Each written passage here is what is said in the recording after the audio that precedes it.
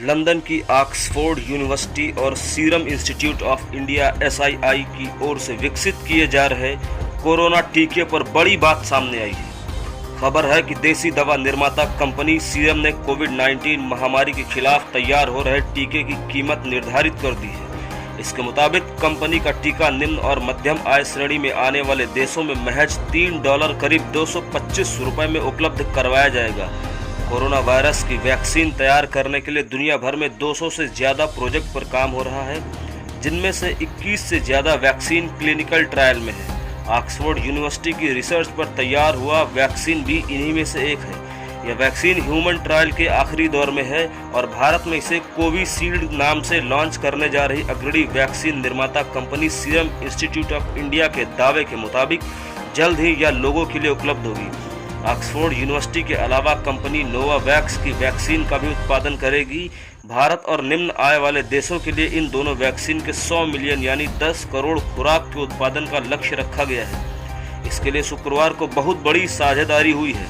दरअसल कुछ दिन पहले तक यह स्पष्ट नहीं था कि कोरोना वायरस की इस वैक्सीन के प्रोडक्शन की फंडिंग कहां से आएगी, लेकिन शुक्रवार को इस बारे में कंपनी की ओर से एक अहम जानकारी दी गई। सीरम इंस्टीट्यूट ऑफ इंडिया ने शुक्रवार को कहा कि bill and Melinda Gates foundation और गावी के साथ बहुत बड़ी साझेदारी हुई है।